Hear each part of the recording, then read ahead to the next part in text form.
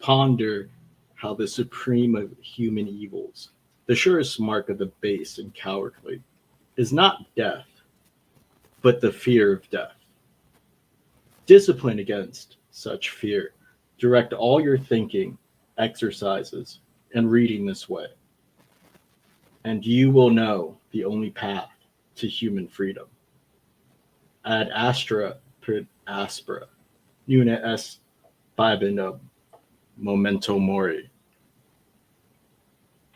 program you are about to hear is fiction, science fiction. We make no guarantees, however, how long it will remain fiction, fiction, fiction.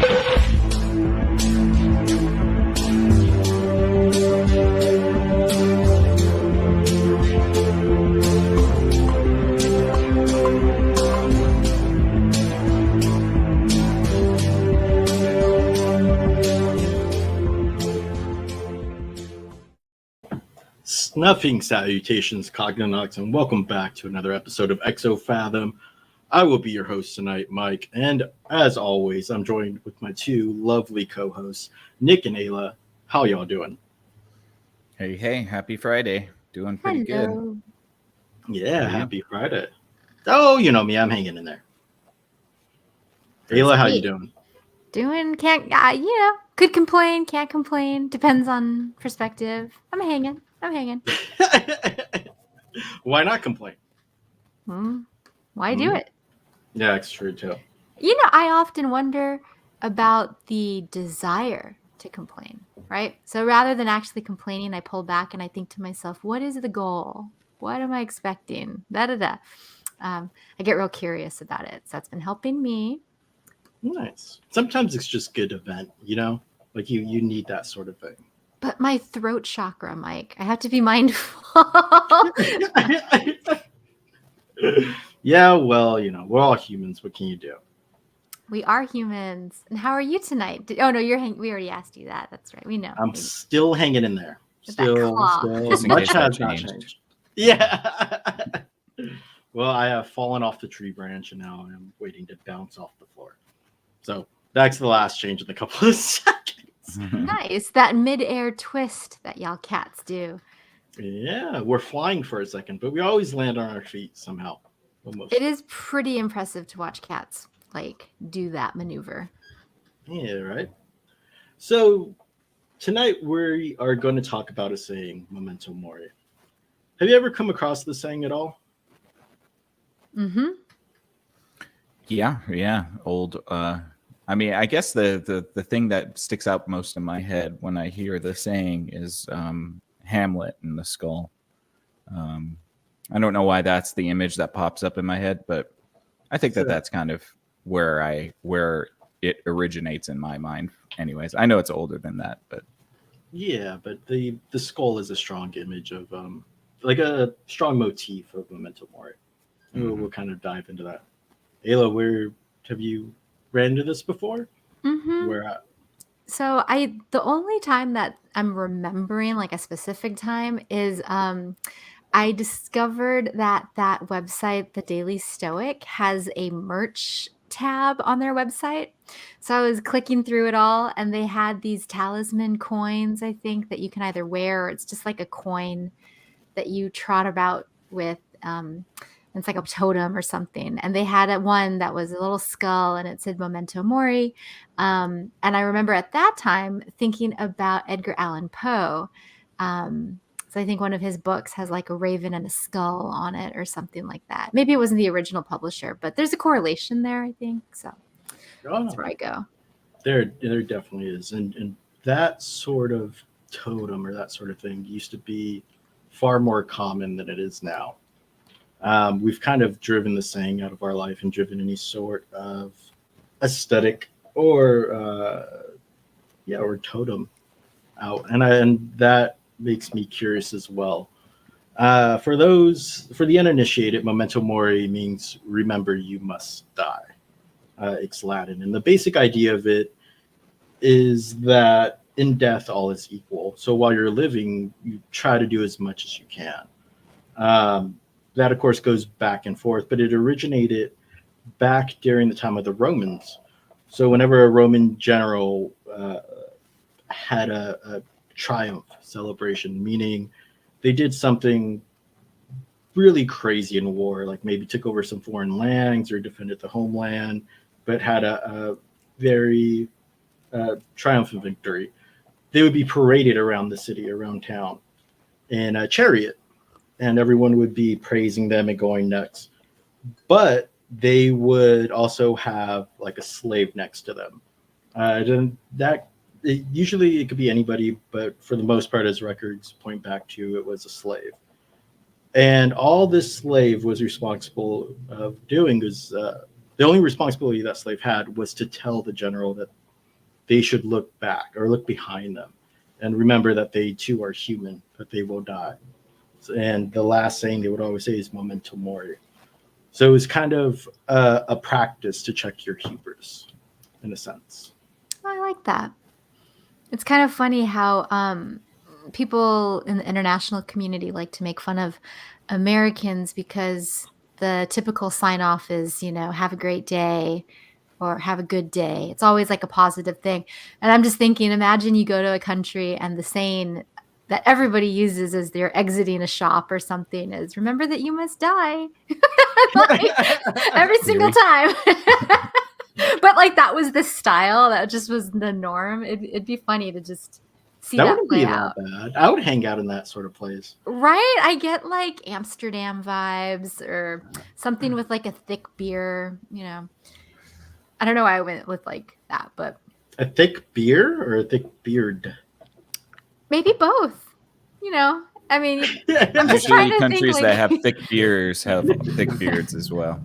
right? And they're kind of, yeah, I guess maybe I go Viking, because they're sort of that like I don't know, have a motto and use it to stoke courage kind of Yeah, pressure no, maybe. and it was in this Memento Mori culture. There's like writers would use it a lot, I guess, to like not be lazy, to like remind themselves that yeah, you're gonna die, so try to get all this stuff down on paper while you're still alive. Do you think that on a large scale writing is akin to like thought hoarding? Like you're just hoarding your thoughts, words? How so? It's that idea of like if you try to grab onto something too much, you crush it. And if you let it go, it slips through your fingers. So it's almost like I get the saying and the motivation behind it for a writer, but it's also something that I would caution if you're too motivated by it, then you end up kind of going off the other side. Oh, Yeah, like you rush through your task and don't actually put your all into it.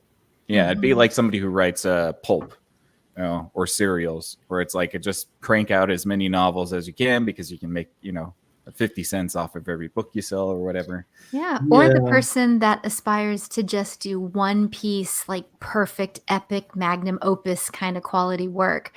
But if the whole time they're driven by a sort of like fear influence, they might deny themselves, I don't know, the beauty or closure or catharsis that a reader might get from having a more positive perspective while writing said story. Not that it has to be positive, but I'm just saying that if you're so skewed one side, like must write very fast, it might limit your ability to have fallow time that is necessary for creativity. Well, I think fallow time too would be in the spirit of Memento Mori, right? I mean, because I'm really seeing it as remember death is the same as seize the day. You're pointing at the same sort of things. I would think it would be the same side of two coins almost, where it's like seize the day because you remember death. And so I could see it as a motivation to sort of use as a justification to do whatever you'd like. If the fallow time is necessary, then that's, are you? I guess that's the question, right? It is being idle not honoring death? It depends on your perspective. There are definitely been like Yeah. figures that have been overzealous with this sort of idea. Right? There is oh god, I have it in my note. Overzealous. I love that turn of phrase. Queen Mary of Scott, who ended up trying to like take like she gets abdicated from her throne, and then she tries to become the Queen of England, and then ends up getting arrested for plotting a plan to kill Queen Elizabeth I. And she was one of these people that followed this Memento Mori sort of idea. She had a watch, like a clock in her pocket, like a timepiece. I'm trying to find, there it is, where it said. And it said, "Pale death knocks with the same tempo upon the huts of the poor and the towers of kings." So this sort of like death. It didn't say baller time. Yeah. It is like I just that. think of Tom Or- Haverford in Parks and Recreation. Well, I'm thinking about those like watches that are saying now. So it doesn't have a clock on it. It's just like every time you look at your watch, the time is now. Meow, right? Meow. Right, meow. That's pretty much the idea behind it. Sorry, forgive me. Yeah, that won't get annoying quickly. No, it's not going to Having- fall in 5 minutes at all. No, not at all.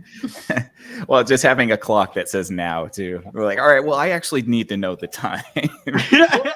I'm sorry. Do you have a Grim Reaper costume behind you? That's his Eyes Wide Shut outfit that he forgot to put away.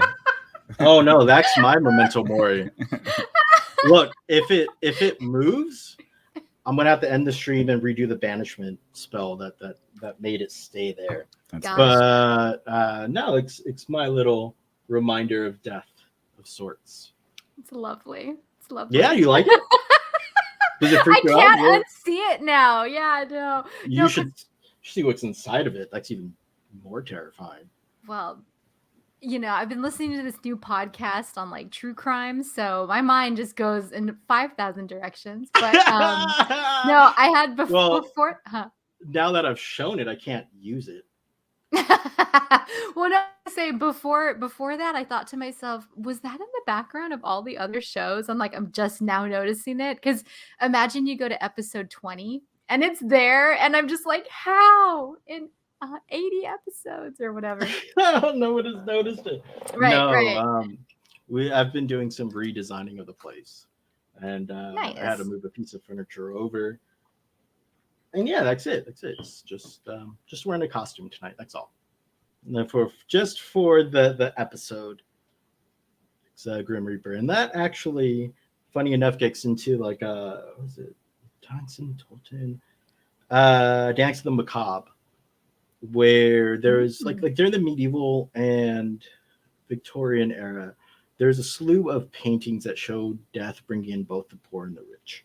And usually there's like a pope, a king, like a laborer, and it just went down every single sort of social class that you can imagine. And again, it's just to reinforce that idea that in death we are all equal. And then that gets to the kind of heart of Memento Mori. That's actually really interesting that you bring that up, because going back a little bit further, like you mentioned Roman generals, right? So this was around during the Roman times. And it's a big departure because, the Egyptians were right before that. I mean, not right before that, but there was, before that, there was this idea of an unequal like afterlife where you can, pay more money and you get buried in a bigger tomb, or there was like a distinction, whereas this more egalitarian conception of the afterlife, did you have in your notes like where it shifted? Was it the Romans, or? It seems to be tied into the rise of Christianity. Interesting.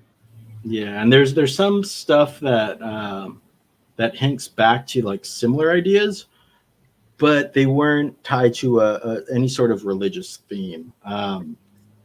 So, for example, like I brought up the saying that I brought up was actually a Stoic thought brought up by Epictetus, trying to remove yourself from the fear of death and just sort of understanding it. And with Christianity comes a bigger focus on the afterlife. Like in classic antiquity, it was like we should party. Like you would celebrate, you would party, you would imbibe, and that would give you sort of this Dionysian affirmation of life, right? It would bring in all of it would bring in life, like life affirming things. Of course, with the partying, probably came some sort of other activity afterwards, and that would feel everything. But this notion that all was equal in death, there's a famous story with Alexander visiting Corinth to see Diogenes.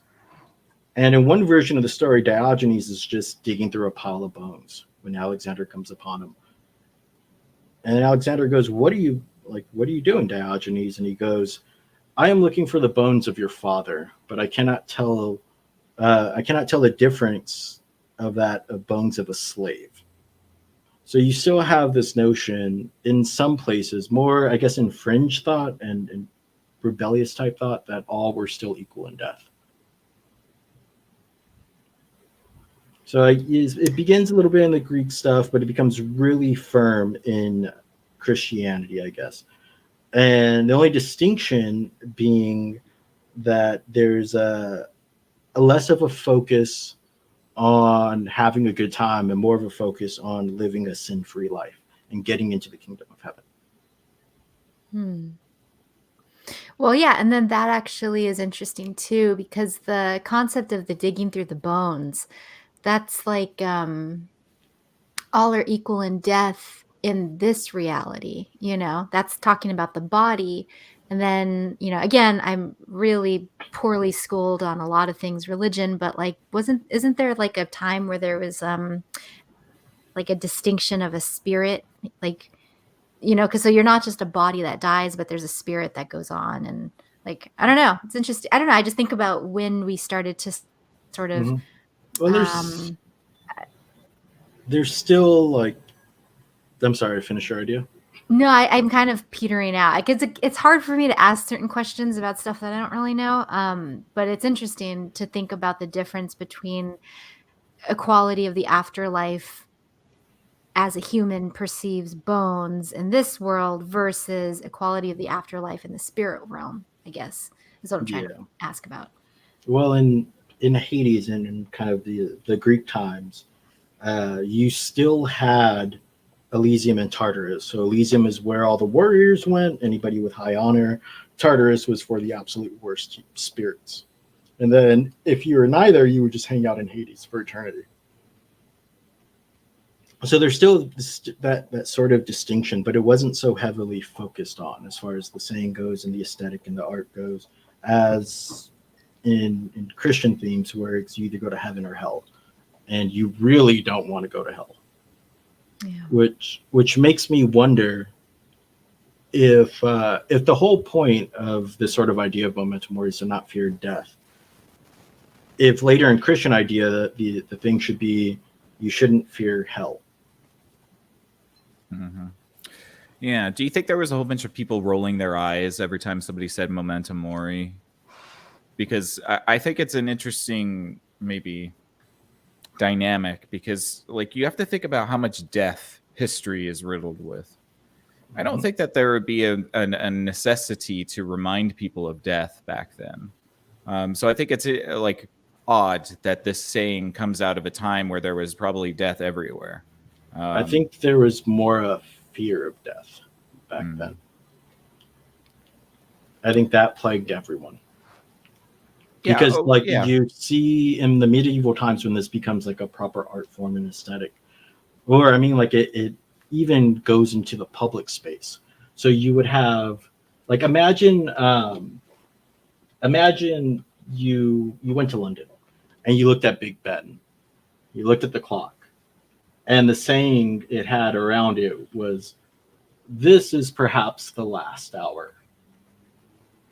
Every hour wounds you, but the last one kills you." So during medieval times, the sort of like death is everywhere thing was actually sayings that would pop up in public places. Skulls would also be in public places as well as a form of an art piece. So it was. We called it the dark ages for a reason, I think. Well, my question I think it's fascinating because there does seem to be an obsession with death and the way people and cultures have treated death throughout time. That switch does seem interesting to me, because you would have assumed that most everybody in that day would have been very associated with death and very knowledgeable about death being everywhere. Do you think we're obsessed with death now? No, I think it's quite the opposite.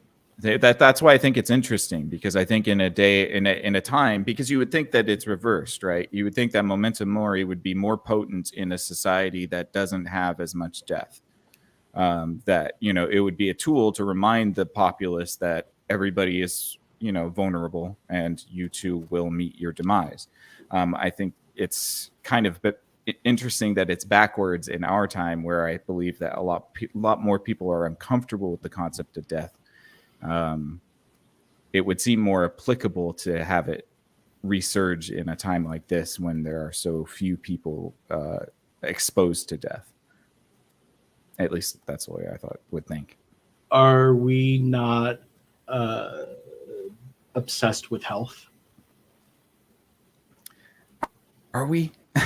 I don't think so. I think we're obsessed with health in a very superficial way. Sure. But yes, I get what your point is. So yes, I will say yes, we are obsessed with a certain level or a certain aesthetic of health. Yeah, absolutely. Is that not the same? You call it contrapositive. I don't know. It's contrapositive. Is that not the same as being obsessed with the negation of death?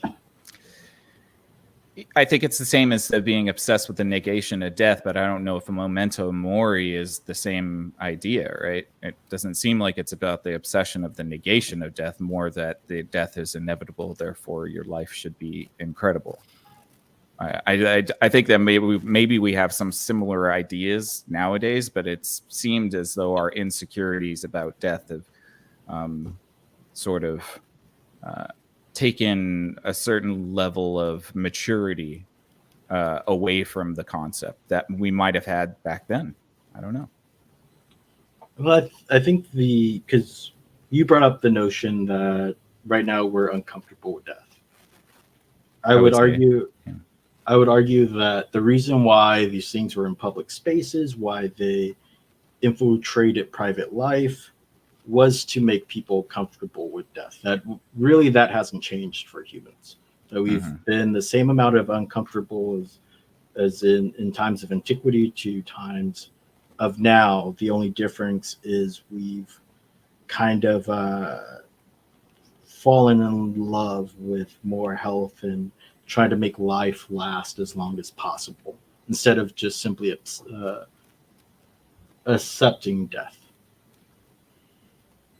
But I still think like the Memento Mori core holds true today. But just back then, there were avenues to put it in public faces and put it in private. Put it in both public and private life. Whereas now it's seen as weird or goth or emo or some sort of trend that you get over as you get older in life. And you move away from the idea, you forget about death until the days you're on your deathbed. Yeah, because death isn't commercializable. I mean, I think that's probably part of it too. That's why I do think there's a distinction between our societies. I get what you mean. Yeah, I think it's probably a universal human experience to be uncomfortable with the concept of death. I think that anybody who says they're totally fine with it is lying, because you don't know yet. But you know, like I think that there is a little bit of distinct, like a difference between the way we look at death, or maybe the way society has structured the attitude around death in our current time. It's very much like, let's not talk about it, you know. It's true. And I, you know, again, I just think that that's a interesting distinction, because I could see myself living in the Middle Ages, you know, having my neighbor keel over while puking up blood, you know, walking down the street where there's, you know, like a Monty Python sketch where they're piling bodies onto a wheelbarrow. Bring out your dead, you know, and then somebody's like talking. Yeah, I see a poster on the wall that says Memento Mori. I'd be like, come on, man, really? My family has the pox. Like, I remember. You still have to seize that day. You still got to keep troll. It's like the ultimate troll. It may be, but it might. I don't know back then if it brought up the same feelings or ideas that I think that I we talk about right just now. I'm just laughing because I'm thinking about what Nick, like the little scenario you look at the poster. I'm like, yeah, what? I I don't don't need know. a I would be reminder, kind, bro. yeah, it But would be like death brought to you by Coca-Cola or something like that. Like, so now we're bringing in notions of capitalism again. You're putting in modern day bias to an ancient idea. well, that's what I'm Uh, saying. I was just Well, we thinking can about only it. bring modern idea bias to an Mhm. ancient idea because we're modern humans. Yeah. Like, but we Also, can't it's talk just about it funny in the to think about 1500s. that post. no, it is. It's just, oh god, I'm thinking of parallel comedic situations now. Sorry. Like what? Well, there's like a gag or something where like you'll do something and somebody is saying the exact same thing that you're doing and you just kind of like roll your eyes and look at them like, dude, like maybe you're pushing the elevator button and they're like, have you pushed the button? And you're like, I'm doing it right now. um but I Perfect think, debate, Ayla. You should have just said, no, it's all good. oh Put yeah, you on the spot. yeah, sorry. No, I'm just thinking about stuff because one of the That things. happens. That happens a lot in corporate world, though. What? That sort of situation. Hey, does this look like a problem? Yeah, it looks like a problem. Call in Jeff from over there. Maybe to confirm that's the problem. Is that a problem? Yeah, sure, that's the problem. All right, let's have a meeting about a problem just to know if it's a problem or Oh, not. the TPS reports. Yes. Yeah, but also too, it's kind of funny, because I don't know how I would feel if the reverse were the case, where there was like no acknowledgement. Because you're Mhm. right, like back in the day, they didn't have television, they didn't have radio, they didn't really have the ability to replicate art, so, or like, yeah, books and stuff. So I'm just thinking to myself, maybe that was just an acknowledgement. Yeah, it might have been more insulting to have a picture of your king, eating fat and happy. Like, everything's great. So, Let yeah, them eat cake. point taken. Right. But then like that also makes me think about this idea of like earlier in the episode you brought up carpe diem, Nick, as Mhm. sort of like a similar vein of Memento Mori. And it's interesting because one focuses on the death and the other focuses on, I guess, like the life that you have today or something. Like but it's kind of the same. It's on Maybe the it's the same same coin. goal. Yeah. It's the same Um, coin. It's just two different sides of it. Yeah. yeah, or it's sort of evoking the same result, maybe through Mhm. two different means. And I'm just curious if perhaps, like Mike was talking about the obsession with health, if perhaps that is like a inward carpe diem approach, whereas before it's an outward memento mori approach. And I'm curious about the outward and the inward in terms of the messaging throughout the people at the time. Well, the inward messaging would be to prioritize your life and figure out what's important to you.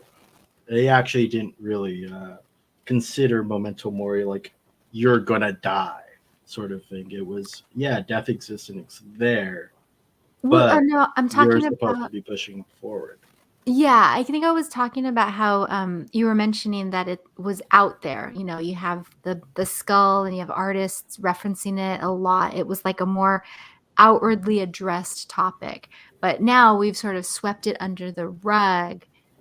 And, I guess I'm just circling back to where Yeah, I you think started your before. I think your point kind of stands. It does seem like we do perhaps use the carpe diem side of the coin more. Um, it's almost like we've left the coin on a table and just let it sit there for a long time without ever flipping it again. Ooh, so what comes to your mind when I talk about when someone says, "Remember, you will die"? What does that mean to you? Let's start there because I'm trying to pull something out of you both that I don't think you're aware of quite yet. Oh, well, Mhm. like a magician with a top hat. It's gonna Imagine. pull. I'm trying to be very Socratic, so I'm Okay. trying to pull you to a certain point, but I'm probably going to mess up. No, I mean, remember death is to me, yeah, it's not a. I don't take it as a sort of negative caution. I take it as remember it's all, like you said, it's the equalization of all things. It's the humility like check. You know, if it was in some sort of mechanical system, it would be like a pressure release valve for your ego. That's kind of the way I think about it. Yeah. Ayla, what do you think? I think about the word remember. You know, remember you must die. The implication there is that I'm not remembering it while I live. Or maybe I am. I don't know. But I don't know. I kind of feel like I'm an outlier. I'm a hard person to ask about this because I've died a couple of times, and I've thought about it a lot in a lot of different types of ways. And I've noticed how the regarding of it can be different, you know, like depending on mood, situation, pondering. And again, you mentioned the age thing. And I read this article that I was pondering about. It was talking about how there's some research out there that's looking at extending the quality of your life, because most people who think they want to live a long life, they're not saying the quiet part out loud, which is they want a long and healthy life, or a long life where they're able to do what they want to do. So then it becomes a question of like, what is a life? And what, you know, when you're talking about death, if it's the ship of Theseus, is the death, can you die before you die? You know?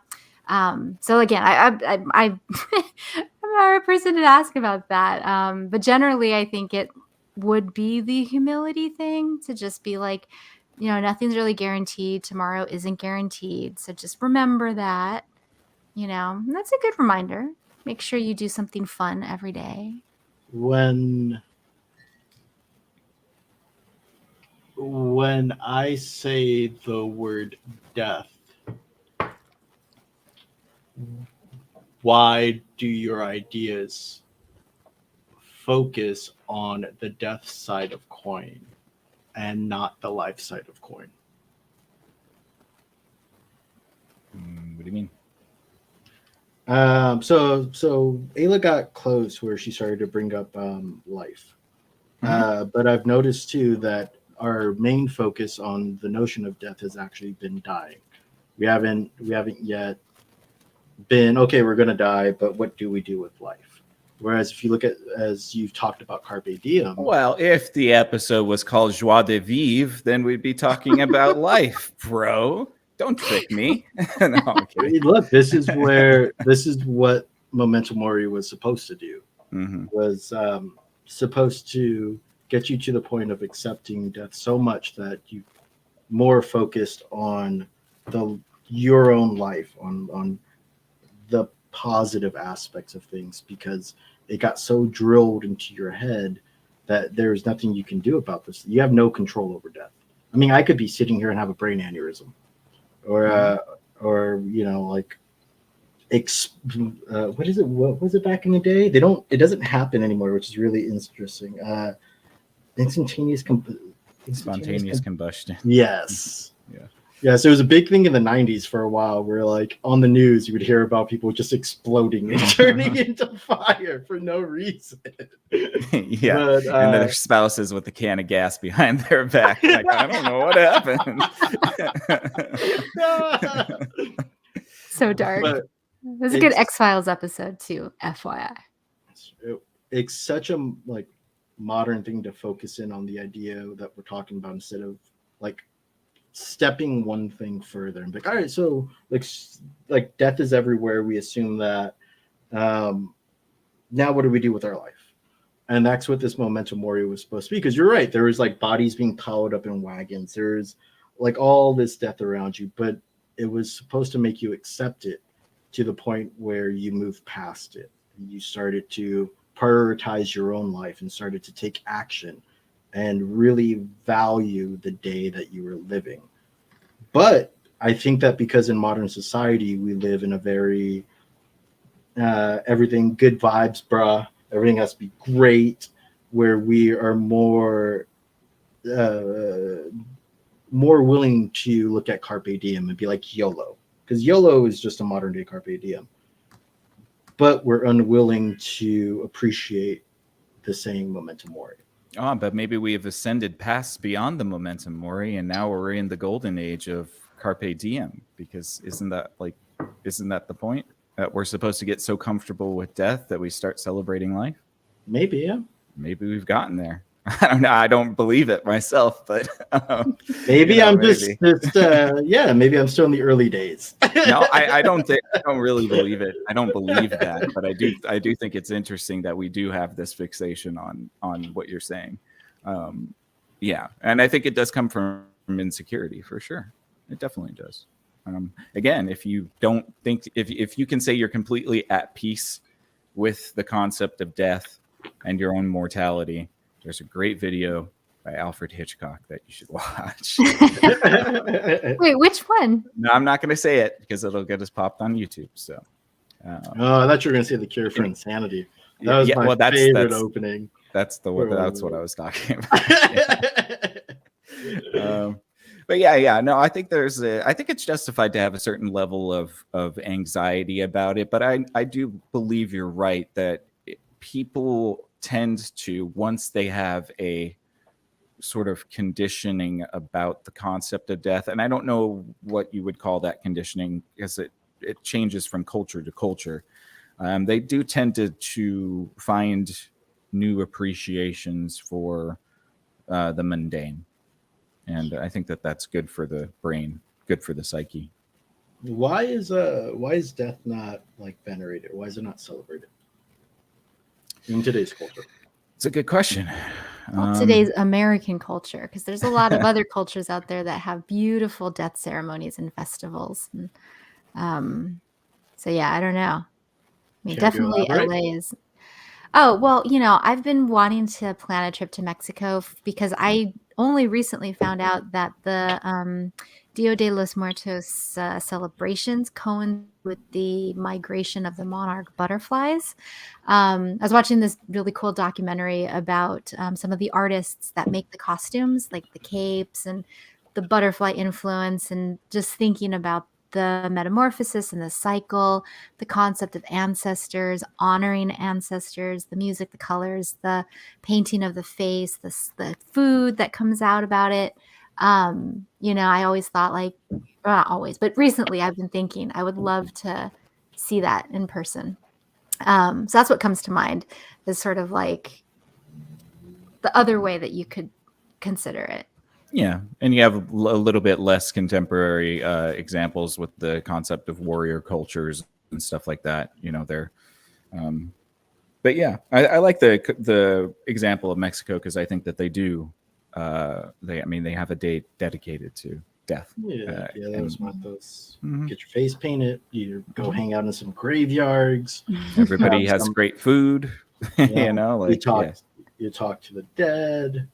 All your elders are looking at you like, remember, okay, you're gonna remember, I'm not here for very long. They give all the younger folks a lesson, But that's also interesting too, this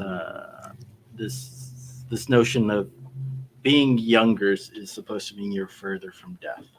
Oh, I have a great story about this, if I can interject. Go, please. Okay. So I was working for this lawyer, and his friend would come over every day, and they were like semi-retired, so they were probably 70s. And it was the funniest thing, because his friend would come over, and the first thing out of his mouth would be, "I'm not dead yet." Every morning. It's a good way to announce yourself, to be honest. Pretty awesome. That's a good way. And it's really funny, because he had warned me about this person that would show up at some certain points, and sure enough, to the word, verbatim, it's the same thing he said. And so I got used to, like, when is he showing up? Oh, there it is. You're right. And it was like this big thing. And it's just funny, because I think when you hang out with your aunts and your uncles or your older cousins, and they're older, they think about that a little bit more, or maybe they've seen more people pass, or for whatever reason, those conversations don't necessarily come up among 22-year-olds unless, you just had a really crazy weekend. Some stuff went down, Yeah, that's true. Mm-hmm. So I wonder if it's also like the proximity of death that necessitates the consideration and attention paid to death. It's also. Sorry. No, go for it, Nick. Oh, no, I was just going to tack on to say I think it's also just like the as you get older, your perspective of time becomes much quicker, and so you can see down the pike a lot farther than you used to. You know, I would think about my 20s and be like, 10 years, that's so far away. You know, and it's like now I'm thinking 10 years down the line, like, oh my God. You literally just said to me, like, we're going to be 70 tomorrow. I was like, wow, tomorrow. Well, I mean, yeah, to be honest, this has been, it's been something that's kind of been rattling in my mind a lot too, is just the way my perspective of time has drastically sped up. Like so much so that it's episode. I have the antidote. No, you don't. Lay it on me. Let's hear it. No, I don't have an antidote for this. It's just something that I'm struggling with as a human being, and I'm sure lots of other people do too. But yeah, definitely. As long as I've been getting older, I'm like, it freaks me out how quickly time goes by now. Do you know how hyped I am to get old? Like once I hit that level where I can get the senior discount breakfast at Denny's, I am golden. I will be at Denny's every morning, hungover, and like to me, that's like post Endgame. Like the fact that I've made it past 27, all of this is just extra time. I was ever since maybe 20, I was or 18, 19. I was sure I was going to die at 27. So all of this is extra time. So if I get to Denny's at like what's the senior age discount? 65? 55, baby. Hey, oh my God, even better. I could die earlier and be happy. No. The way that millennials get treated, we're going to turn 55 and they're going to kick it to 65. All the discounts will go up another 10 years. Our retirement age is until 80 anymore. Right. Like, hey, so on top of not getting Social Security, you also don't get the coffee discount. Right. You know, I want to make a discount that's just like year specific. So, you're a millennial? Okay, well, you get the millennial discount at my coffee house because reasons. Well, they tried that and people got shut down. Dude, imagine if age extension becomes like a popular thing. And then you don't get the senior discount to like 250. That's exactly. I'm down with that. I mean, that's exactly something I wanted to bring up, and I didn't know if you were going to bring this up. So if I step on toes, you can just defer to later on in the episode. But my question is, what? Ayla? I say I can punch you. Just kidding. Okay, thank you. My question is, I when we talk about this sort of modern insecurity about death, we do know that there are concerted efforts towards human immortality. And I wonder what the implications of that are for Memento Mori. If you have a sort of like group of people who have lots of resources and money that are trying to attain this immortality factor. Like, what does that do to the saying Memento Mori? I think, well, ideally you would get to choose to die. I don't think anybody who reaches immortality would really want to take that out to the extreme, because then you're always running from something. You're basically becoming a criminal of reality, right? Because the sun's going to explode, the earth is going to be swallowed, the universe is going to collapse. So unless you have a good plan, well, you don't even need a plan. If you have an intuition on a way to get out of this universe, you're going to have a really hard time justifying permanent immortality, unless you just want to like float in space and suffer for the rest of your life, which is a death unto itself. But it might take a different meaning of like, remember, you're going to eventually have to take a step off the ride. You're going to have to choose when and where you want to die, which might be the most beautiful thing possible. Memento quasi mori. Yeah. And you could die. But here's the problem, though. Like, if you live forever, do you always want to be problem solving? Do you always, like, why do engineers become managers? Why do engineers? I only know engineers. Like, that's it. Why do engineers become CTOs, CEOs? It's because they're tired of problem solving and want to tell somebody else or get information and pick a decision and solve it. They don't have to do it themselves. But if you live forever, you're going to have to see people, and other people don't live forever. You're going to have to see those groups of people die, and you're still going to have to problem solve. And I think that becomes utterly exhausting over from from from 1 to infinity. Well, wouldn't it be just amazing if those people that you had to solve problems for just didn't exist anymore? Wouldn't it be awesome? Just have all of this great Earth for yourself. Yeah, just have the one immortal person. friends. Yeah. Well, I hope the crazy thing is too that people have egos. So like your immortal friends might be like, why do I gotta do anything for you anymore? We're no longer friends. Mm-hmm. And then how do you get back at an immortal person? I don't know. That's a good question. I have no idea. Yeah. Tarnish their reputation. I do think that there is something deeply insecure about this pursuit for immortality. And I know that maybe people aren't very familiar with this, but there are lots of institutions and big players that are very wealthy with a lot of resources that are doing their best to race against the hourglass and figure it out before their time is up. Sure. But that's due to this insecurity. And with respect to reputation is something that an immortal over a long enough time span would learn to ignore because it's in control of other people, so it's outside of your control. Well, I was just thinking about A Knight's Tale when they have the character Chaucer, and he's like, I will eviscerate him in literature.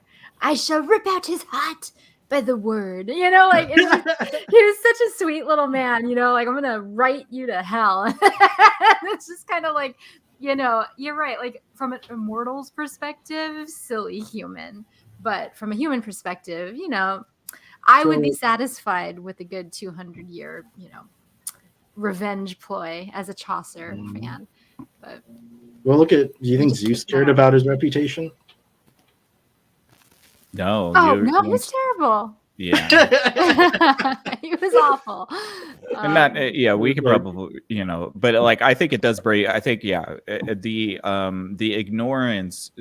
ignoring of and sort of like keeping at bay death would, I think, totally dismantle almost all things that humans.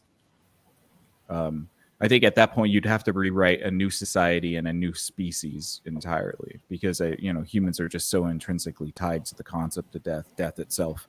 I don't think you could really have any remnant of a society before it would be like a totally new paradigm. You'd have to throw everything else out because the rules of the game have been rewritten.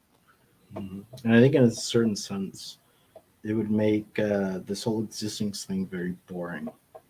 So there's a book called Einstein's Dreams, and it's this notion of what he was coming up with while he was going with the theory of relativity. And one of the stories is about this very idea. If there was a group of people or just the whole world, everybody became immortal, what would they do? And you end up having two groups. You have one group that does absolutely nothing forever. And then you have another group that does everything forever. Right. And they both get bored. Yeah, they both get bored. Yeah, absolutely.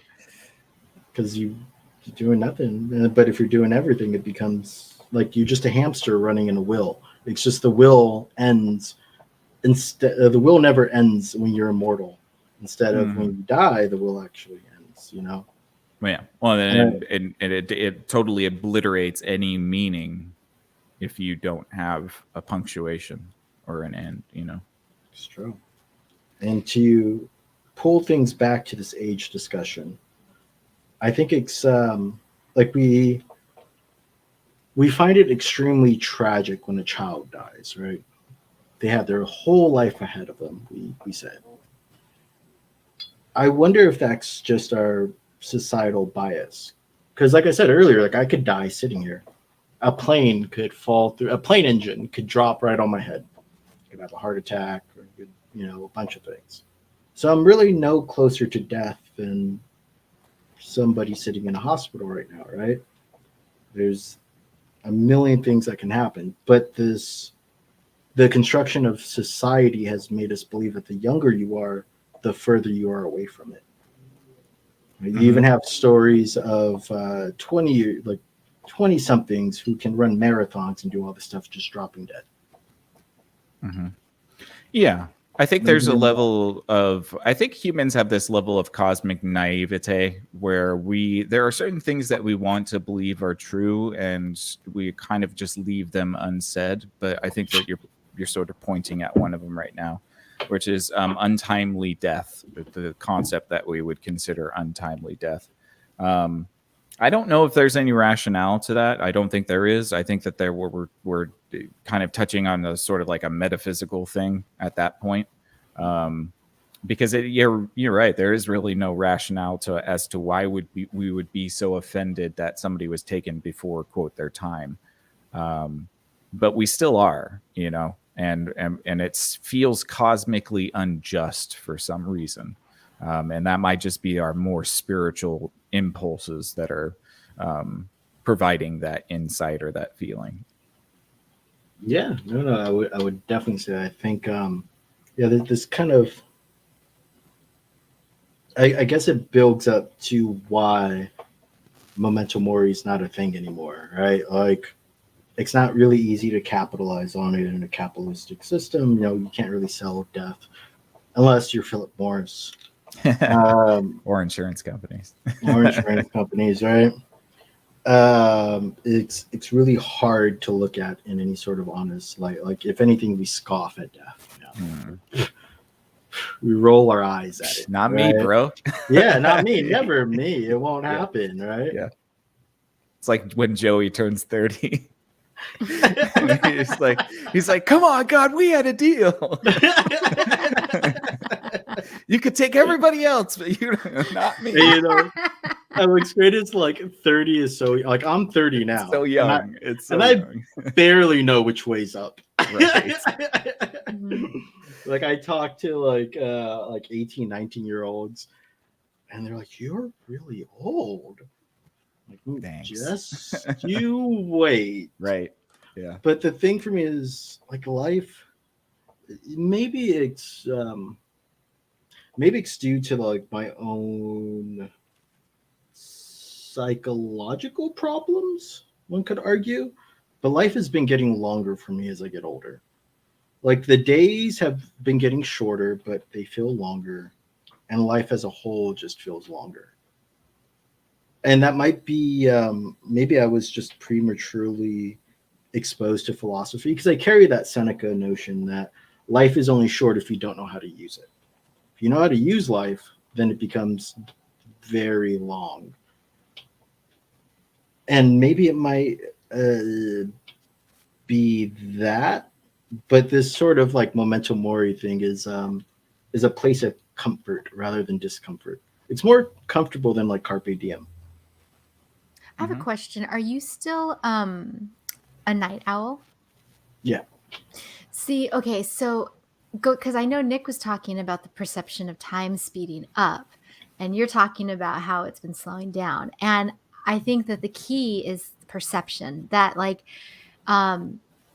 it could be philosophy, but I read this one author and she's like a mom and a journalist and superhuman. And one of the things that she does, because she felt obviously super overwhelmed at different points in her life, but she started time tracking, which meant that every 15 minutes a timer would go off and she would write down what she was doing. And she got very granular, very scientific about where is all my time going. And she said it was incredible because she only did it for like a week, was what she was like, I'm just going to do it for a week because I feel like I have no time. And she found out that the amount of time she spent doing things. Doing the tracking? No, the amount of time it she was spent doing the the tracking. most amount of time. But no, it was really great because she said that like she like if like I don't know, cleaning, right? In her mind, she spent like a full day worth of cleaning every week. That's just always cleaning. But when she looked at the actual tracking, it was like 3 hours, for the whole week. And so just being able to identify the amount of time you are doing stuff on the regular by tracking, for example, it makes you let go of that idea that you're doing it forever. And so I did it on a smaller scale where I just started tracking like the amount of time I spent like cooking one week. I thought it was a lot of time. Nick's gonna laugh because yes, I just had hand surgery and I had leg surgery and I'm totally lame. I can't I was do about to much. say, who cooking?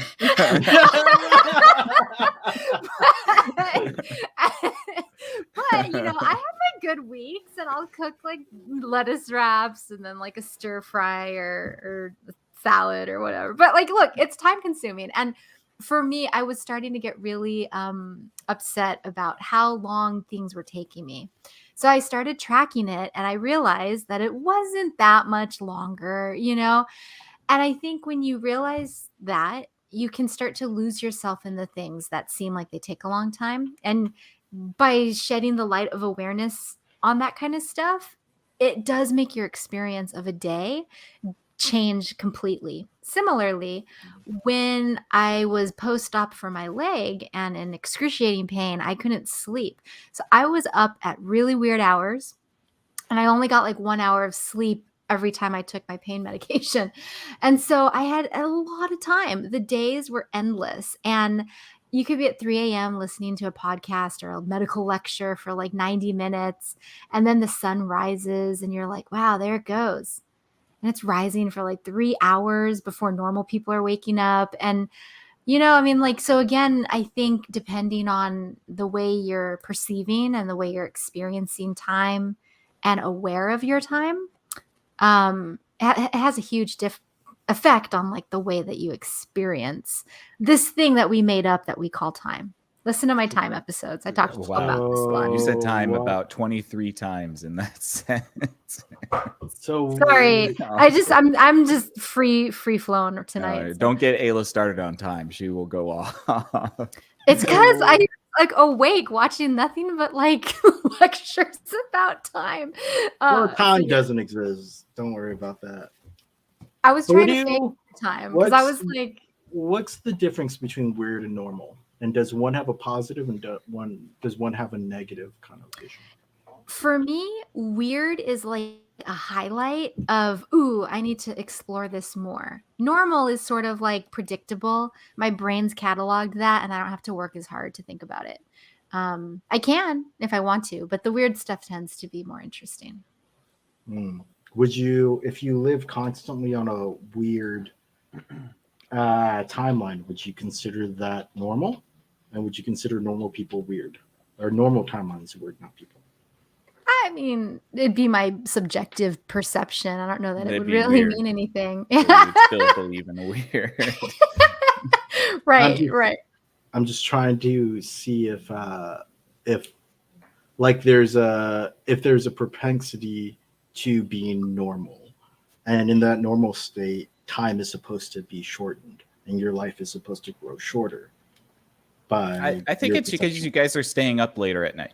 I really think that's what it is. Like you guys stay up all night, and the earth is quiet. You get much more contemplative time. Yeah, I mean, and yes, it does feel like time a little bit elongates at nighttime more. Do you ever work at night? Do I ever work at night? Does anybody ever? Does anybody ever work at night? Yes. So by work, I mean, do you ever, like, instead of consuming, do you ever produce anything at night? Oh yes, I wrote a whole outline for this super funny adventure novel that I wrote. It's stupid. It's so stupid but fun, and I had a lot of fun doing it. So I mean, yeah, get creative at night. Nick, he'll work on his knives sometimes, polishing up those handles, which are artistic. If you have to ask me. Well, I mean, it could be anything. Like sometimes I'll work on paperwork that I have to do the next day, or I'll code something at 3 a.m. But just this, there's a lot of hours in the day, and the second you start attributing any sort of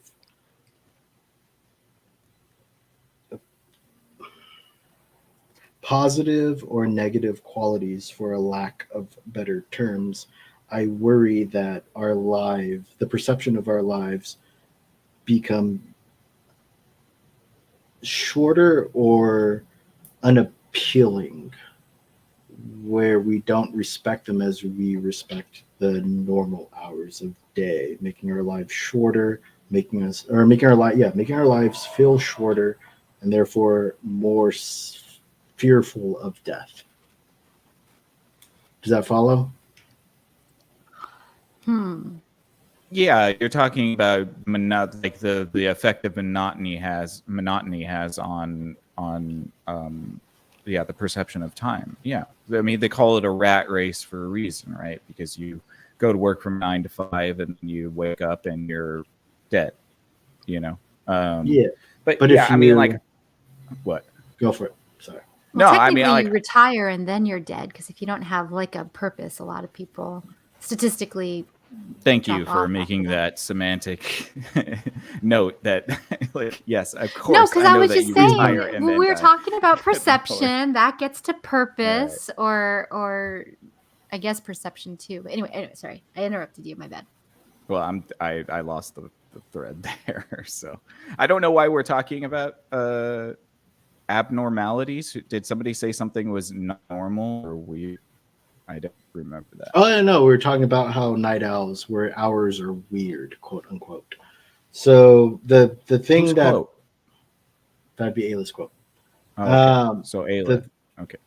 the thing that I want to break away from is this notion that weirdness is something that should be avoided. That weirdness carries a negative connotation in most cases, and to break away from that word, because as you said, the routine of life ends up putting you in the rat race, which makes your life feel a lot shorter.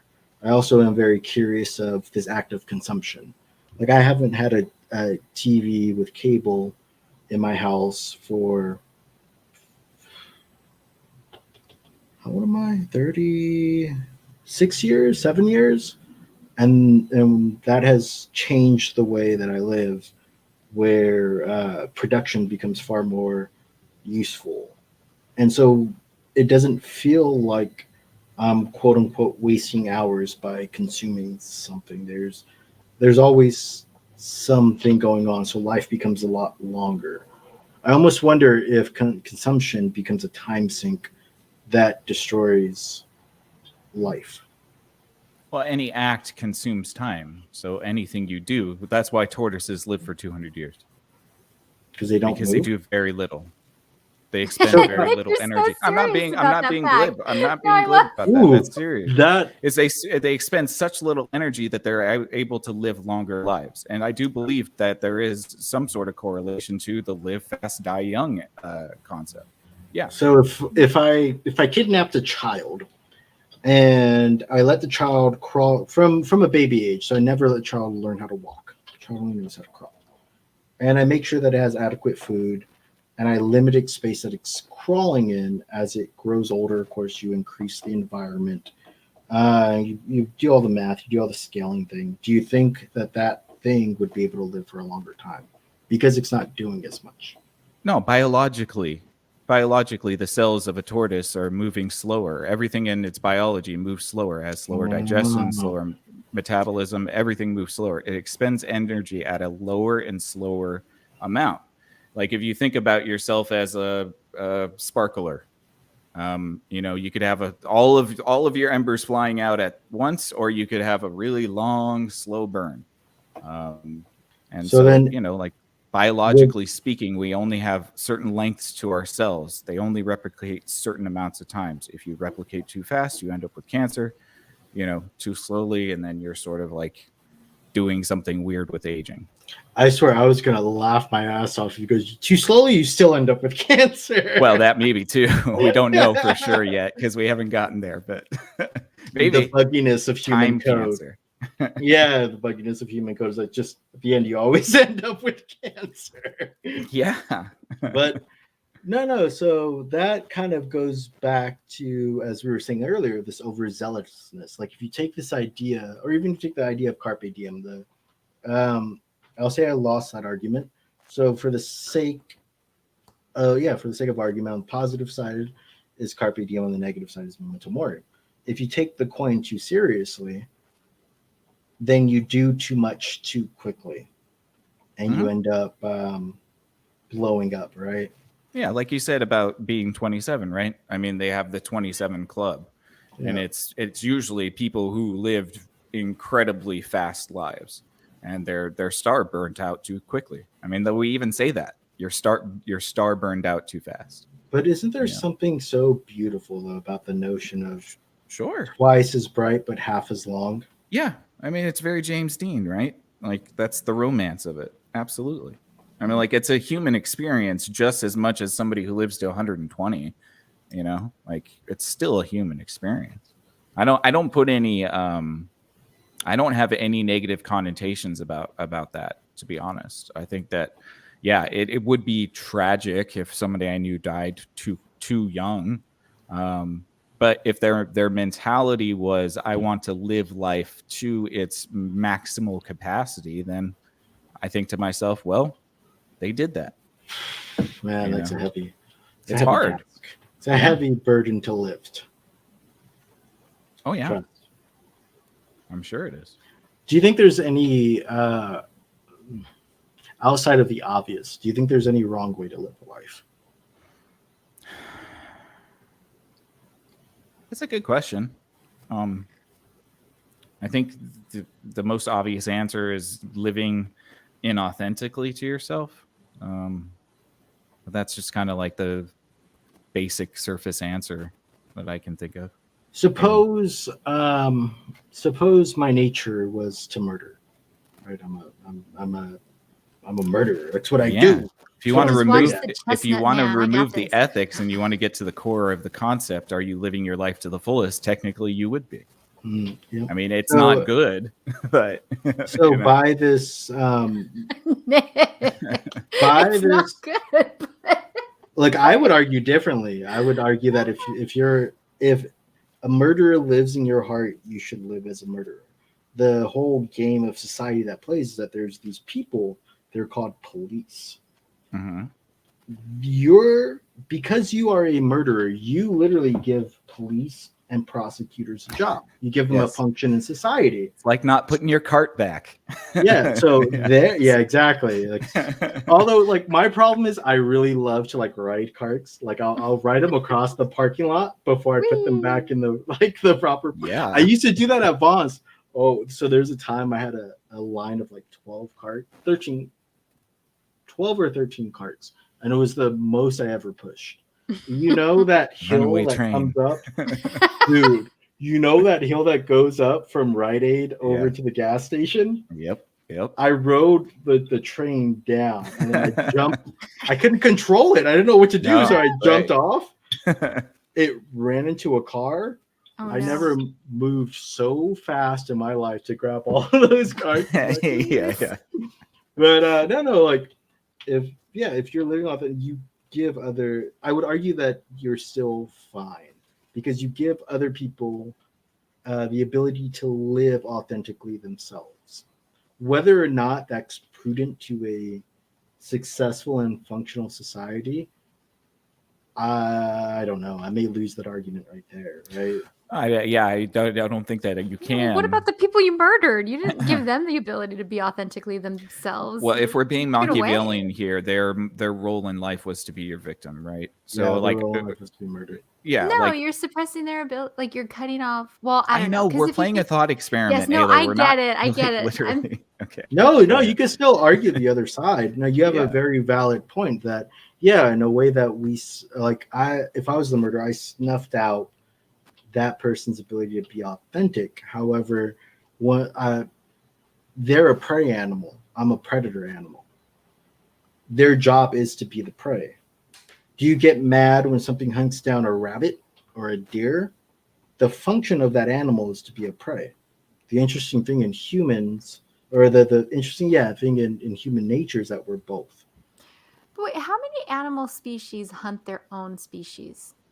It's a good question. I think humans might Chimpanzees. be the only I know there's like That's it. definitely monkeys that do it, but I don't know Monkeys. about other. Well, Unless there they're are- like starving, Bears, but monkeys, All right, but there bears. are also animals that hunt for sport, though, right? Like a household cat. predator. Like with a household cat, when you let it out, when it hunts and kills things, it's not killing it for food; it's killing it for fun.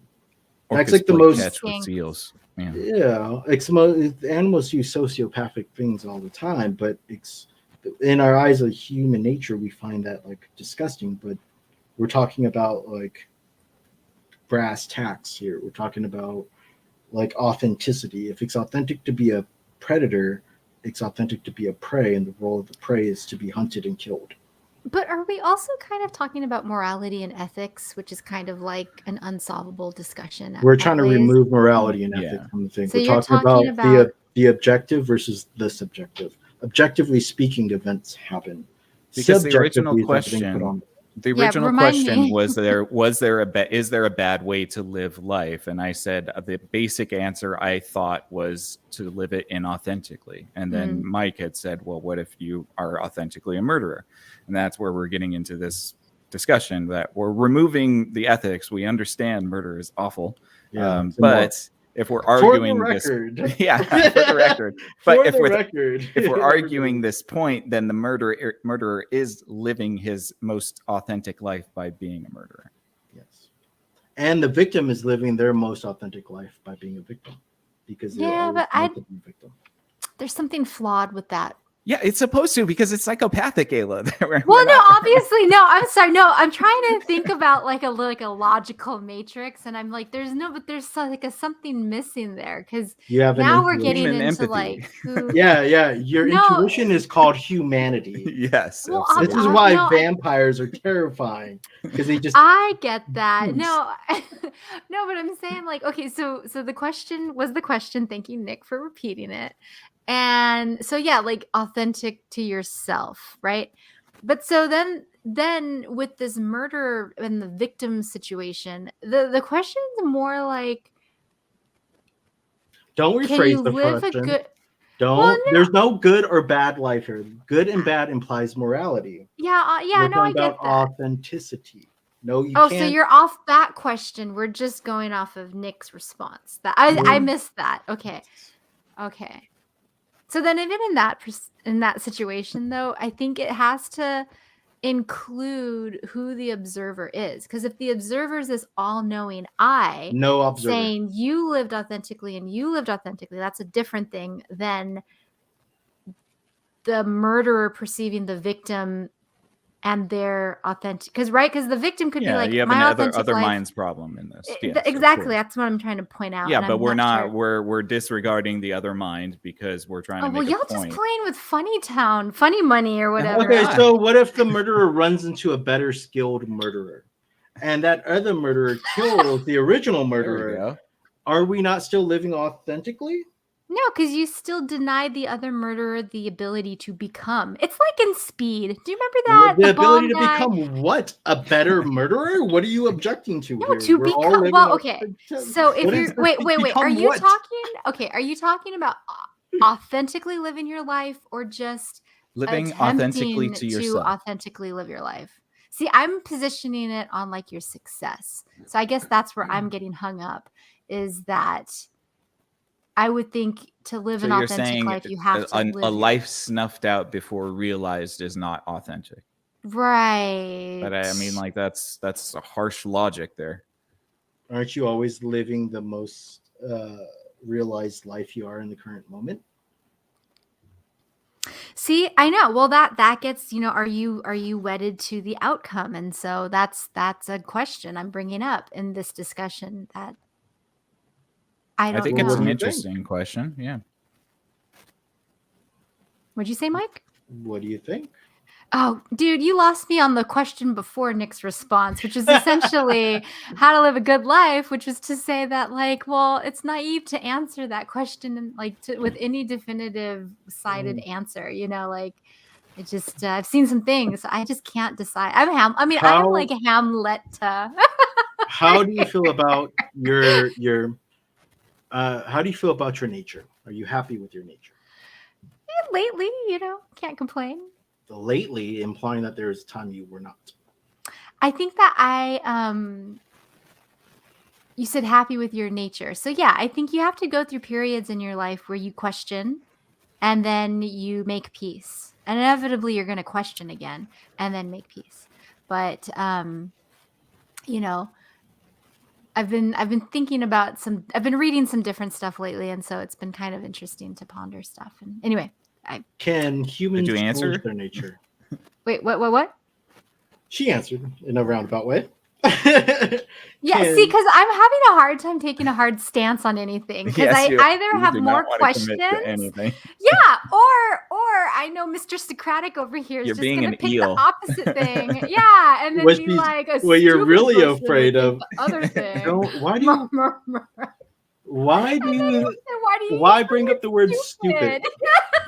Nobody is stupid. There's no stupid people on this earth. There are no stupid weird. questions, I can't Ayla. use the word Yeah. weird. No, you're getting like crazy with the adjectives. So now I'm like, and I've had this thought because I had a thought. What would it be like to communicate without adjectives? It's very hard. It's a very hard thing to do. Sounds very un-American and First Amendment restricting, in my opinion. It is restricting. But no, this gets to kind of like the whole like death point. Like how should we live if we all know we're gonna die? And if the whole point to live life is to live authentically, then you also have to bring in the extremes. Like it all sounds really nice. Like it all sounds really great. Like this is my issue with Star Trek, specifically the Next Generation. There's a lot of nice. Tread carefully. Oh no, I'm gonna go in hard in the paint. I don't care. I too have seen things, Ayla. I too know certain people's biases. However, came on this show salty. I like it. All right, let's go. Look, I've been through some things the last couple of weeks. All right, You don't know my life. You don't know my life. And on top of that, my favorite bar closed. So what am I supposed to do? Oh, although hold on. What can you do? Wrong way. I did get this really nice production. Like, look at this thing. It's an original Capitol Records Broadway light. And that's pretty cool. And it works. And I absolutely adore it. It's my favorite thing. I'm telling you, you got to put like a little stage and have like a little, artist night or something, My buddy was like, when you start filming your risque things, you can use somebody to operate the light. Right. Oh yeah, thanks. You say you want to be there for the rest of what we're talking about here. But no, it's just I want to be. I guess the daggers are coming out because, yes, eyes rolls at Momento Mori, but it's more of a problem with wider society where we don't look at things at the next step. And like Star Trek, a lot of the ideas sound really great. And when it first hits you, it's awesome. But if you sit and think about it, there are some issues that come up with the idea. But there's nothing wrong with that.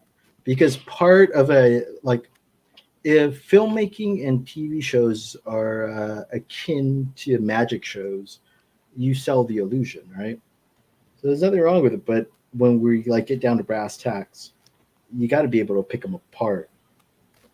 And now I've lost track of the idea, but I guess there's something with Picard said that they're great on the front. Maybe it was to Data. I don't know. Now it's lost. I think you might have been. I think you might have been alluding to a little bit of over optimism, right? Sure, why not? We go that route. I mean, just because that's the way Star Trek sort of presents the future, presents humanity, presents mankind, is that we reach this very almost saccharine pinnacle of society. That there's some points about nationalism that gets lost because everything's great as long as you're a part of the Federation. The second you're not a part of the Federation, they hate you, which is still nationalism, but just on a bigger scale. Just with more steps. Yeah. Or with he tells something to Data when Data was trying to debug something, debug some internal thought problem, that you could make all the right moves but still win the game, or still not win the game. Make all the right moves but still lose the game. Oh, that was when Data was playing chess against Riker or the holodeck, wasn't it? No, maybe it wasn't. I don't watch the show. I just watch a bunch of stuff about the show. I'm You not watched gonna it. sit through. I'm not gonna sit through that show. That show is very painful to sit through. You might be, but whatever game they're playing. But the point is, that means you lost at the strategic step. That means everything that you did right was right to your strategy, but your strategy was wrong. Even further, everything you did was wrong. Yeah, Because if the steps are to win the game and you don't win the game, then you didn't make any right steps. exactly. But Yeah. the way that it's brought into the show with the music and the Sir Patrick Stewart's dialogue, which is great actor, and even Data, his name escapes me right now. But all that is fantastic. But the philosophical idea under it is like akin to like snake oil or It's something. after school special. Yeah, it's just like it doesn't. Well, even after school special, like Stranger Danger works, but this does not. That's true. This does not work at all because what it does is it snuffs Are you out. telling me, Mike, that Star Trek is philosophically unsound? Yes, This sounds like heresy. I'm getting on the bandwagon of all the commentators. I've finally been exposed to the show, and I'm like, Right. Hey, wait a minute. Geordi talking about Momento Mori and accepting death. Geordi should have been hung when they were or hanged. Is it hanged? Is it hanged? Hanged. I think it's Mhm. hung is when you hang.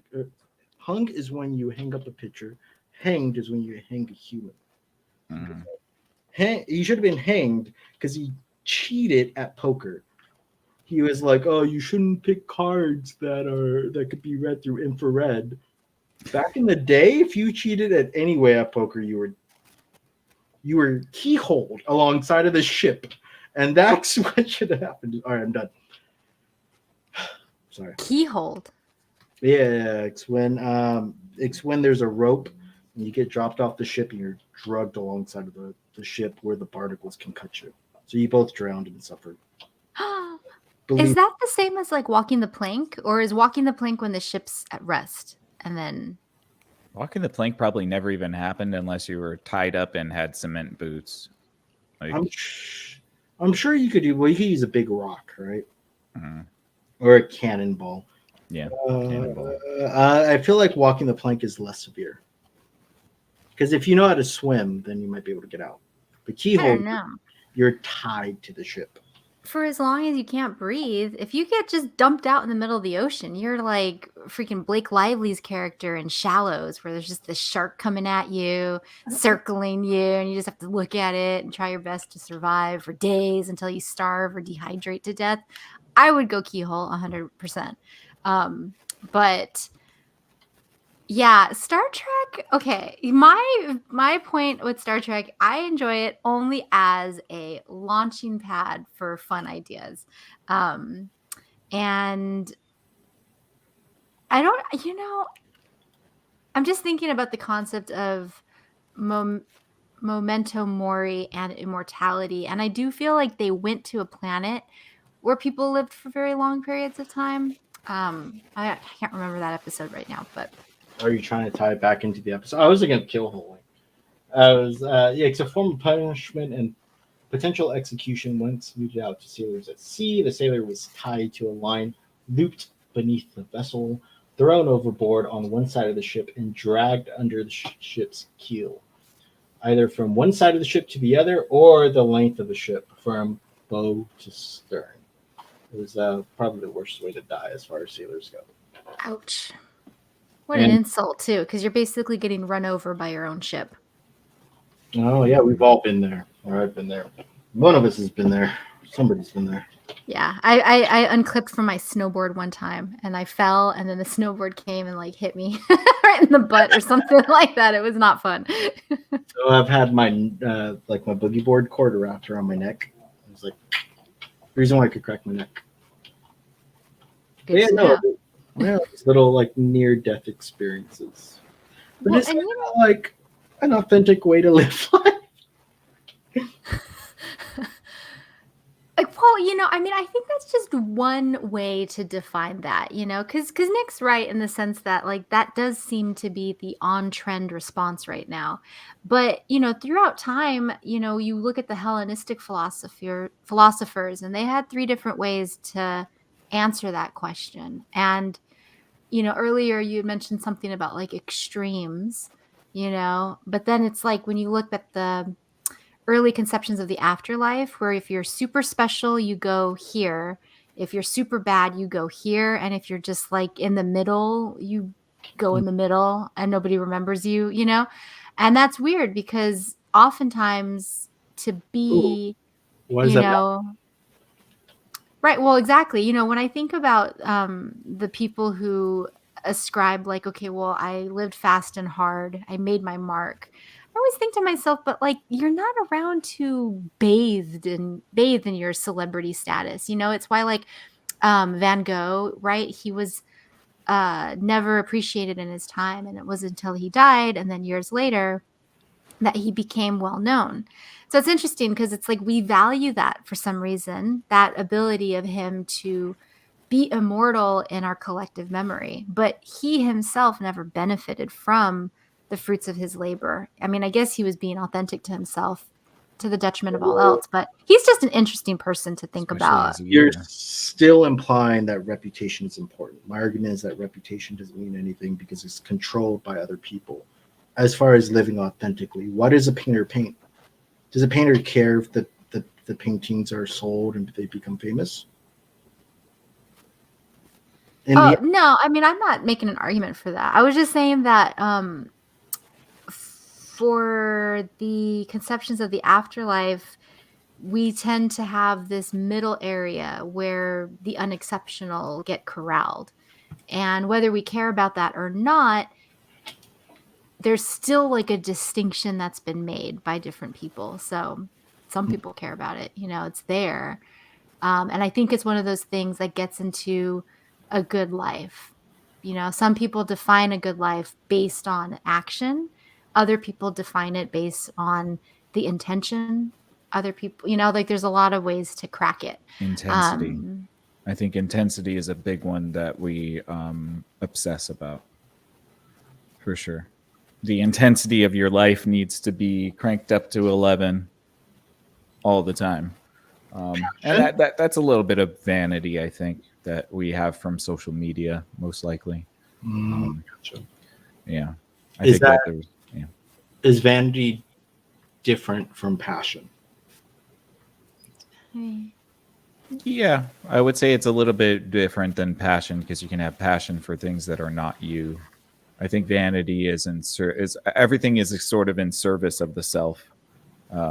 So, like you think about the way social media is now, everybody's living their best life, most intense. Everybody's always going to vacation, always on vacation. Why is everybody I know on vacation? What are they doing? They're always living their best lives. They're always living most intensely. They're going skydiving. They're having the experiences, almost like, I'm alive. I'm alive. And so, I do think that we have like a sort of, maybe I don't think it's unhealthy, but I do think we have an obsession with intensity and how we use intensity throughout our lives and operate.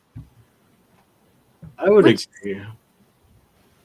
I think it is trained into anybody that's been in a public school setting to chase those intense experiences rather than attempt to accept a mundane experience but create something intense for others to experience.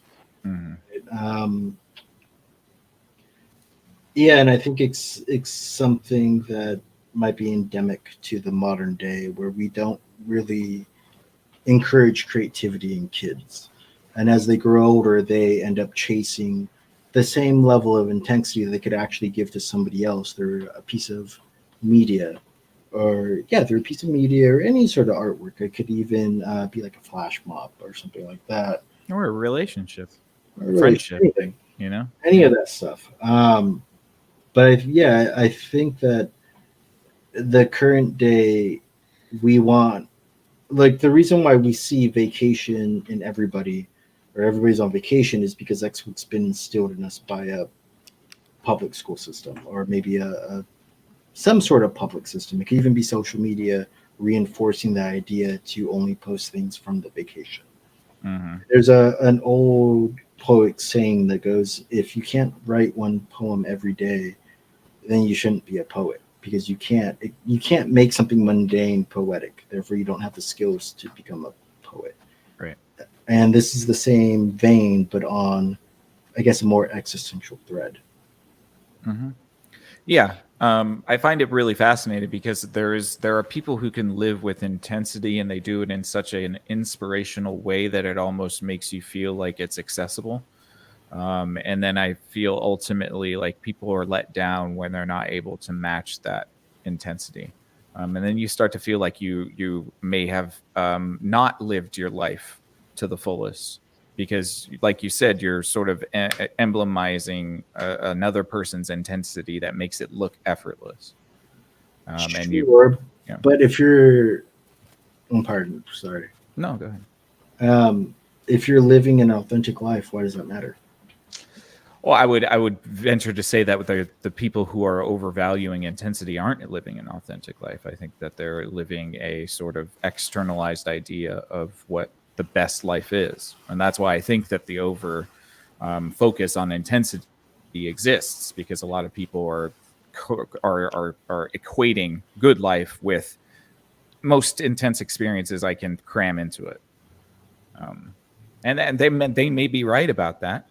We don't know, but I don't know if that's the only way to experience a good life.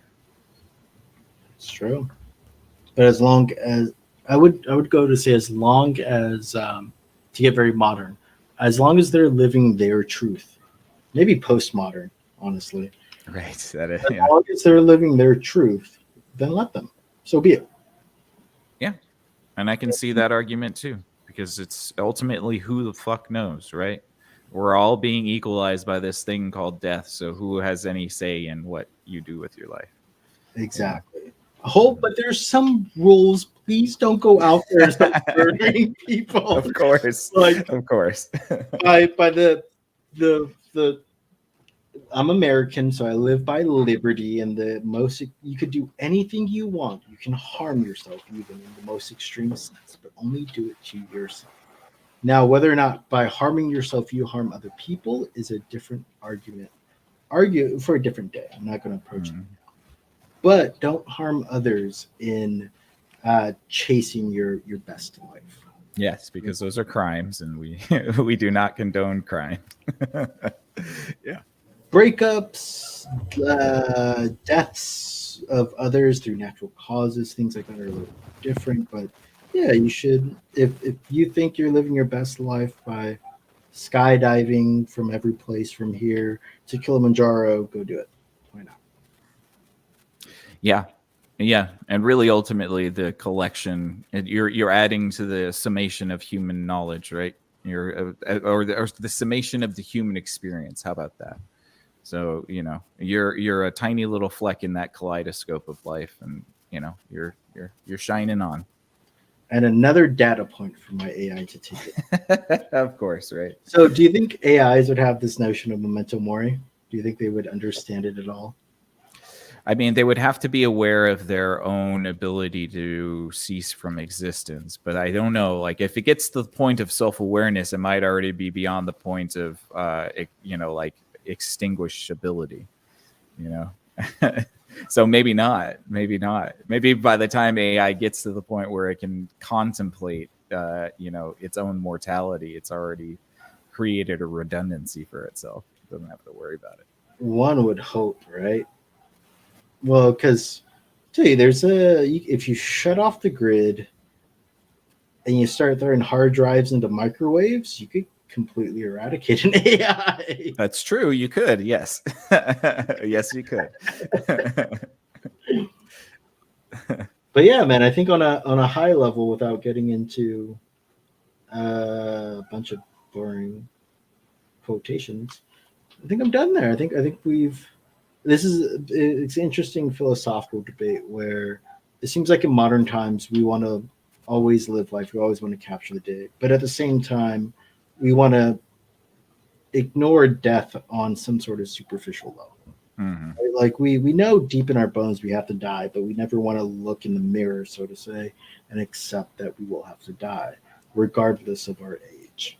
Right. Yeah. And this even brings into something that just the notion of aging, right? Like when you're young, you tend to do very risky things, but as you get older, it seems like you feel like you're closer to death. So you stop doing these risky things, right? Like bones break. Like if you're a skater, right? Like now at 30, I'm very mindful of how I fall. I either have to I bring in like skills from my goalie days where luckily I've learned how to roll, but you have to learn how to roll. You have to learn how to fall pretty much. Mhm.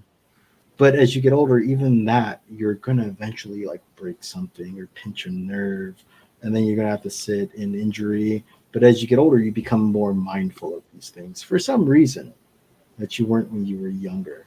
Until the Which then tends to have a weird sort of correlative effect on the increase of catastrophe. yeah, right? Like Yeah. you start to atrophy in a weird way, Hmm. and then you end up becoming dead. Yeah. Yeah. Yeah. It's a very bizarre. It's very bizarre. Well, I also wonder, just kind of what you were saying there, Memento Mori. It's kind of also, how you think of something and you think it's different. So this might not be much different than what we've already said, but I think it's the idea that, like, let's say you have an accident, right? And like Nick is saying, you're now, or like Mike was saying, you're more mindful of it and maybe more fearful. So you try to avoid that happening so as to have that survival instinct that you have.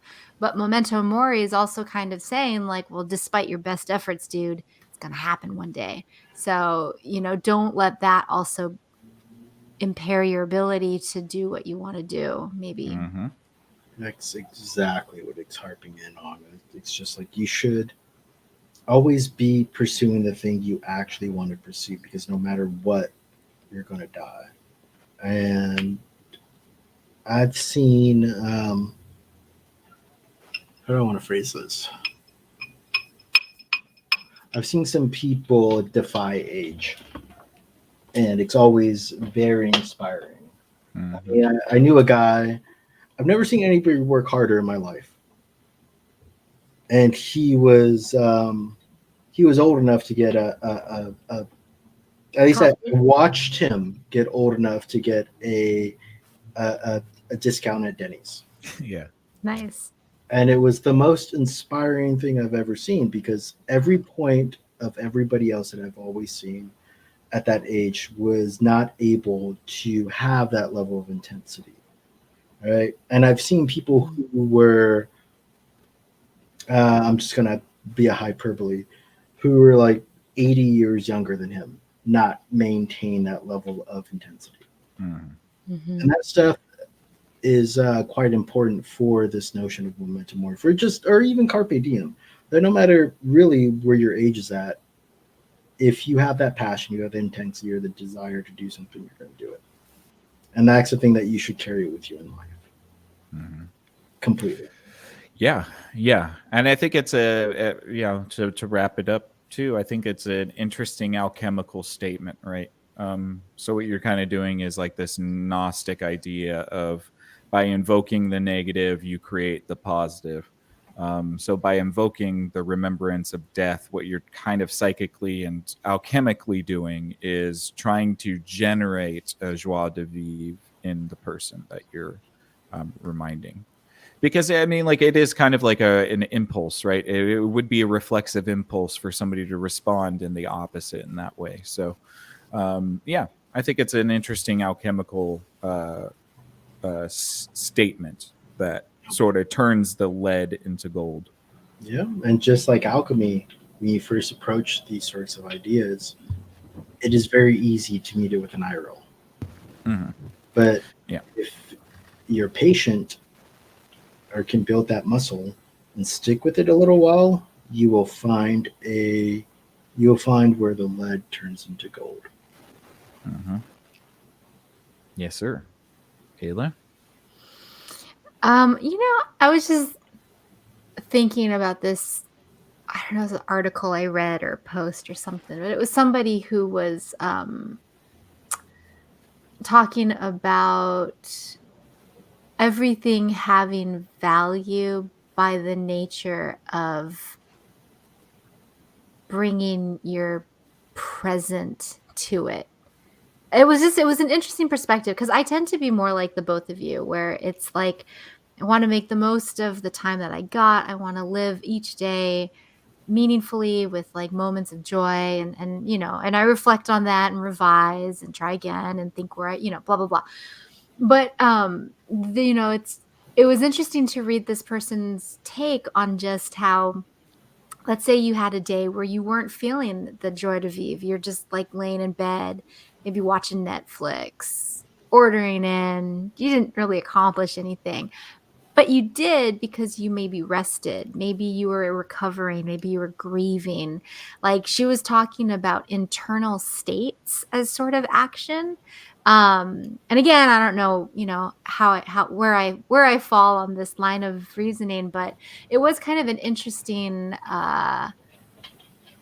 pull the reins back for a minute and ask yourself why we place value on certain things, you know, and where that maybe, I guess now we're getting into like aesthetics and valuations and stuff like that, which I don't want to get into, but it was just a different perspective that I thought I would share. No, you're not wrong at all. There are things when that happens, things do get done, and that's another problem with uh, like modern day society where we put such an emphasis on being able to produce some sort of material object for your work that Mhm. means that it's work. Whereas if you are in a grievance state or if you're depressed, sometimes the best you can do is just survive the day, right? Mhm. And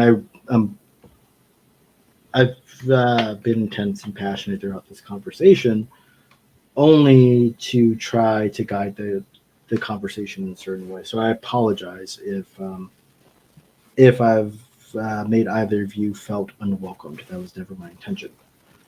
Uh, but I do want to read something by Nietzsche on this Yeah. thing that you're talking about, Ayla. It's called Quiet Fruitfulness, and it's from Human All Too Human, page 126, if you have the book, from the section called From the Souls of Artists and Writers. The born aristocrats of the spirit are not overeager. Their creations blossom and fall from the trees on a quiet autumn evening, being neither rashly desired, nor hastened on, nor supplanted by new things. The wish to create incessantly is vulgar, betraying jealousy, envy, and ambition. If one is something, one does not actually need to do anything, and nevertheless does a great deal. There is a type higher than the quote unquote productive man. And that's like sort of your, I think, what you're talking about, where, yeah, it's okay to Mhm. take days of rest, it takes days of relaxing, and just order in food and watch Netflix. There's absolutely nothing wrong with that as far as living life. Yeah. And even indeed, a day that you are just simply existing is a sort of contestation to the idea of death, right? The fact that you can draw your breath and exist in the first place is the sign that you are at least doing something other than being dead. Very you know, true. and Although being dead is not that's Purist. every yeah. time Look, let's I've been dead. we don't need to put we don't need to put values on it, but some people may prefer that. But, yeah. I like it. I like it. There's one more other thing. I think Yeah.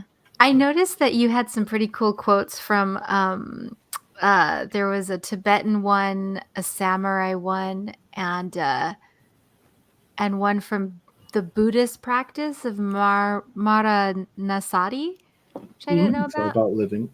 But I tend to only focused on Western culture because that's what I most know. And crass, not crass, yeah, we call it a crass cross cultural episode on something like this will come, but I have to do far more legwork in order to get it. That was only more for inspiration for all of us to bring up talking points. I like it. Mhm. But this is also too from Nietzsche, and it's called Joy in Old Age, from the same portion of the book. The thinker or artist whose better self has fled into his works, feels an almost malicious joy when he sees his body and spirit slowly broken into and destroyed by time. It is as if he were in that doesn't look right in a corner watching a thief at work on his safe, all the while knowing that it is empty and that all his treasures have been rescued. So if you're an artist or a thinker, like whatever, as long as you're doing your work throughout life, as long as you're getting that thing on the page, as long as for me as a programmer, I do see it as a little bit of art.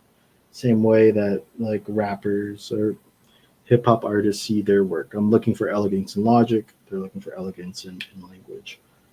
As long as you get it all on the page, by the time you get old, that thing called death, that's if it may worry you, you don't have to worry about it because you got everything done.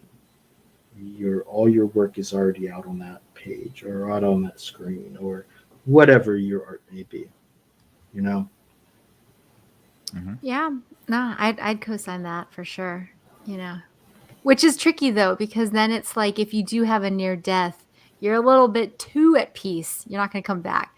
So sometimes it's good to leave some things undone so that you still have the need to come back. You don't have to exit trust Yeah, entirely. you me, got to have a reason to haunt this place. Come on. trust me. If you're Right. trust me, if you're talented enough, you will always find a reason to haunt the place. You always That's find true. some new idea, some new.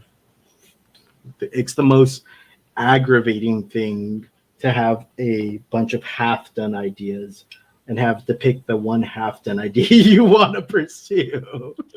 But there's always some idea there. So I wouldn't worry about that too much. About becoming too complacent in old age. Mm. No, the very process is regenerative of itself, anyways, right? It's like you continue, like the gentleman you were talking about that you experienced, working into his old age. You continue this regenerative process. You're giving purpose behind your existence, and I think a lot of people struggle with that as they get older. Is the purpose behind the existence? And so, if you can still find the things that make you feel purposeful, I think that like you're going to have a good life. And You're going to have a good shot. on a base level, there's always a purpose in being a parent, a grandparent. Oh, absolutely. And Yeah. if you're not one of those, like if you're, I'm pretty sure I'm going to die alone. I'm like on the born alone, die alone tract. So there's also no problem in living a self-sufficient life. Mm-hmm. That is your purpose: is to be self-sufficient, to not cause any, at least not cause too much harm to society. I don't think there's anything wrong with being a menace. That's a debate for a later time. When to be a Orange menace to juice. society. But that's your purpose. Is as long as you can keep yourself going. There's nothing wrong with that purpose as well. Mm. There doesn't have to be some grandiose thing or some matter of delusion. Yeah, I'd co-sign that. Damn, I don't know if I'm dreaming this or if this is like the third time I've brought up Castaway on the show. Maybe I haven't at all. I feel like I've talked about it a bunch.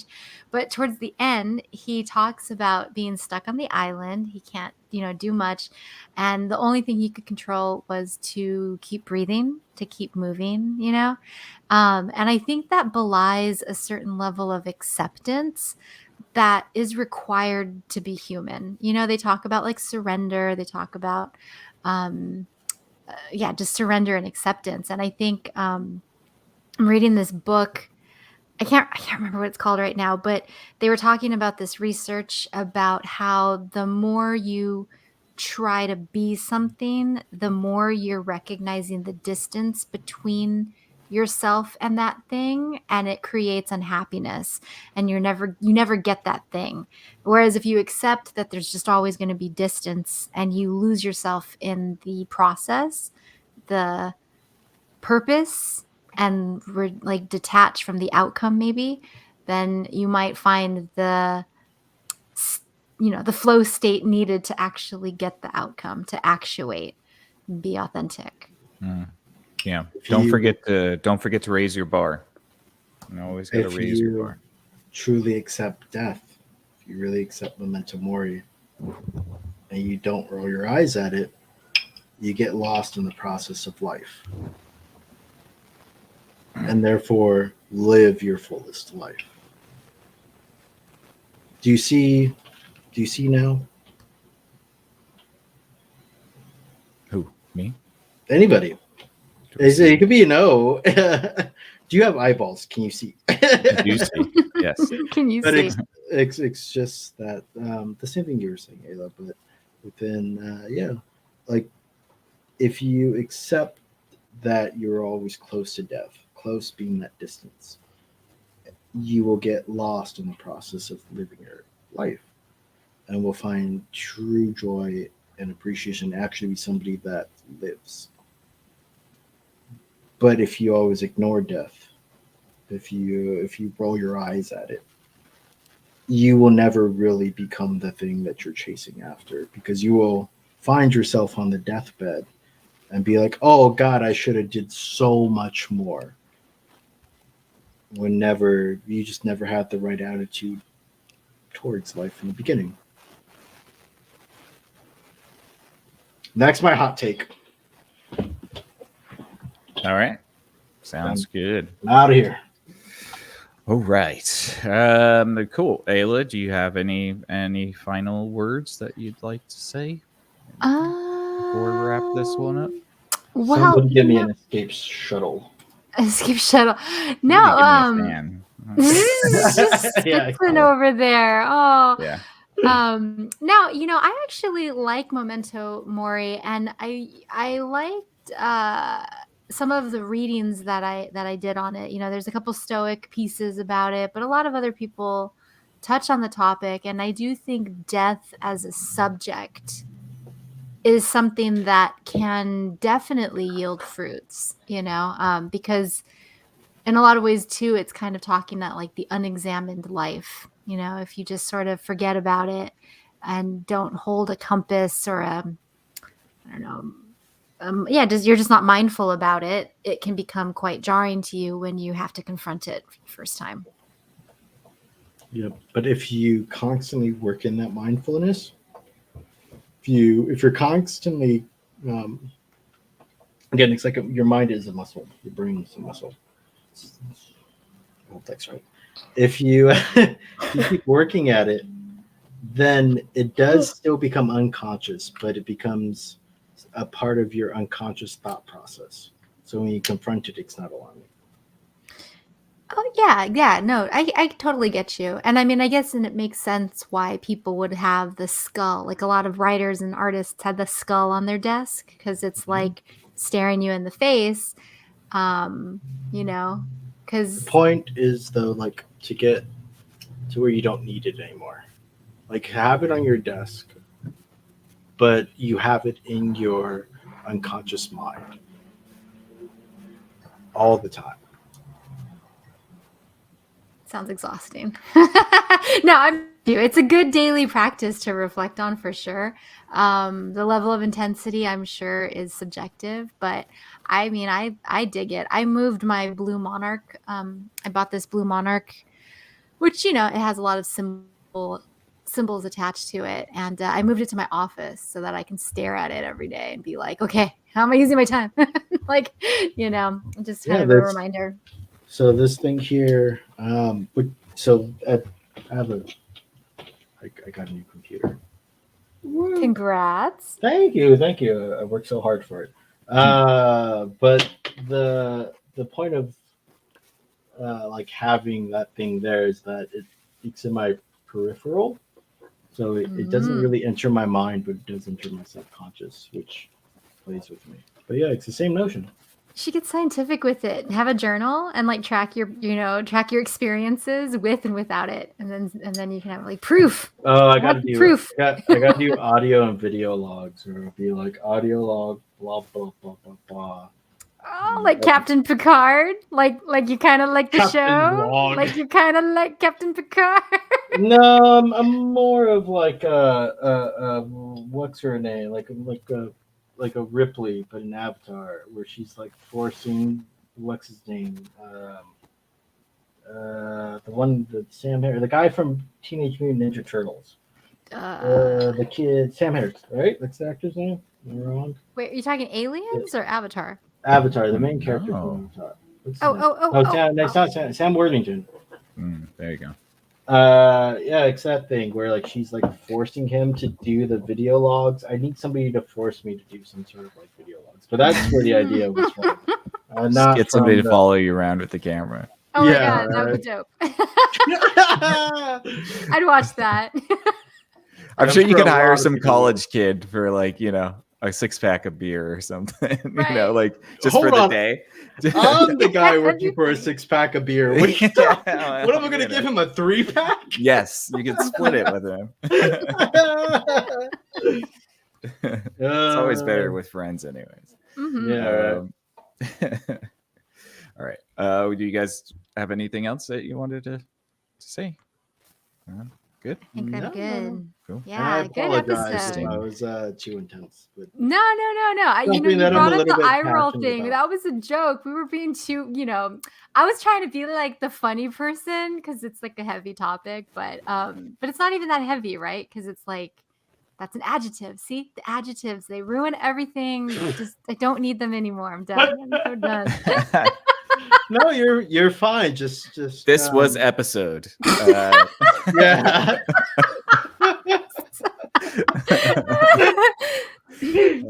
just There.